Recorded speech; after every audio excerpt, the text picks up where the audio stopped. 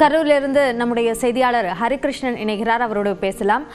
ஹரிகிருஷ்ணன், இப்போ கரூர்ல விசாரணையை போலீசார் தொடங்கி இருக்காங்களா?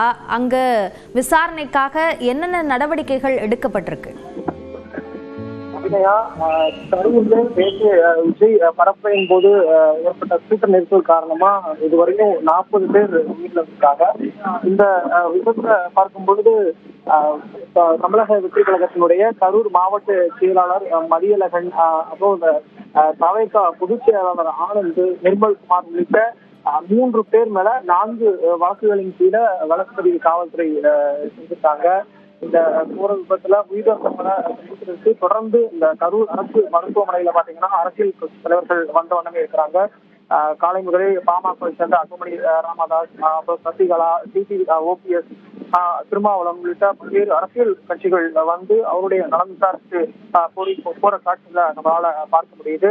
இந்த நேற்றைய தினம் உயிரிழந்த விவகாரத்துல நேற்றைய தினம் முதலமைச்சர் அறிவிப்பின் பேர்ல ஓய்வு பெற்ற நீதிபதி அருணா ஜெகதீசன் தலைமையில விசாரணை ஆணையம் அமைக்கப்படும் என்று தெரிவிச்சிருந்தாங்க. அந்த வகையில இன்று காலை வந்து அருணா ஜெகதீசன் சென்னையில இருந்து புறப்பட்டு கரூர் அரசு மருத்துவமனைக்கு விசாரணைக்கு வரதா சொல்லியிருந்தாங்க. அந்த வகையில இன்னும் சற்று நேரத்தில் அந்த விசாரணை என்பது தொடங்க இருக்குது. தொடர்ந்து அரசியல் கட்சி தலைவர்கள் பார்க்கும்போது பல்வேறு கருத்துக்களை அவங்க சொல்றதை நம்மளால பார்க்க முடிந்தது. குறிப்பா அன்புமணி ராமதாஸ் பேசும்பொழுது, கடந்த வாரம் விஜய் பிரச்சாரம் மேற்கொண்ட போது எவ்வளவு கூட்டம் வந்தது அப்படின்னு சொல்லிட்டு காவல்துறைக்கு நன்றா தெரியும். ஆனா அந்த திட்டமிட்டு அந்த குறிப்பா அந்த இடம் கொஞ்சம் பெரிய இடமா பார்த்து வழங்கியிருக்கலாம். அரசியல் கட்சிகளும் சரி, பொதுமக்களும் சரி, ஒரு பொறுப்புடன் நடந்து கொள்ள வேண்டும் அப்படின்னு சொல்லிட்டு ஒரு கருத்து முன்வச்ச நம்மளால பார்க்க முடியாது.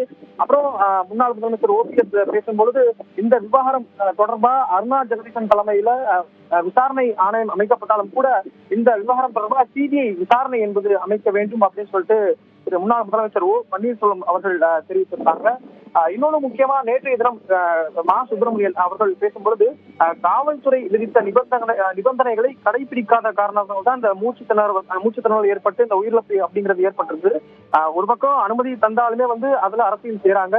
அனுமதி அளித்தா கூட அதன் நிபந்தனை மீறி தாவேகா ரசிகர்கள் வந்து செயல்படுறதா நேற்று தினம் மா சுப்பிரமணியன் சொல்லியிருந்தாரு.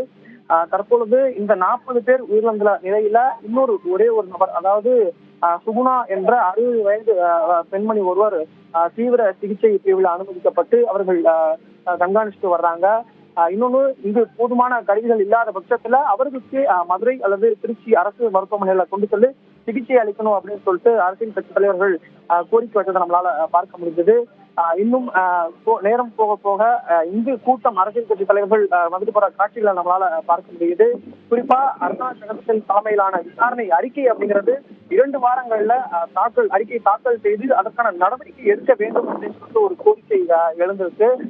கடந்த காலங்கள்ல பார்க்கும் பொழுது பல்வேறு விசாரணை ஆணையங்கள் இந்த தமிழக அரசு சார்பில் அமைக்கப்பட்டாலும் கூட, குறிப்பா ஸ்டெர்லைட் விவகாரத்துல இருக்கட்டும் சரி, ஸ்ரீமதி விவகாரத்துல இருக்கட்டும் சரி, விசாரணை ஆணையங்கள் அமைக்கப்பட்டாலும் கூட அதன் மீதான நடவடிக்கை அப்படிங்கிறது வந்து ஒரு காலதாமதமா ஆகுது. இந்த விவகாரத்துல விசாரணை ஆணையம் அமைச்சு அதை சீக்கிரமா அறிக்கையை தாக்கல் செய்து நடவடிக்கை எடுக்கணும் அப்படிங்கிற ஒரு கோரிக்கை தெரிவித்திருக்கு. இன்னும் சற்று நேரத்துல அருணா ஜெகதீசன் தலைமையிலான விசாரணை ஆணையம் வந்து இந்த சம்பவம் நடைபெற்ற இடத்துல விசாரணை நடத்த திட்டமிட்டிருக்காங்க. அபிநயா, தற்போதைய விசாரணை நிலை என்ன என்பது குறித்த விரிவான விவரங்களுக்கு நன்றி ஹரிகிருஷ்ணன்.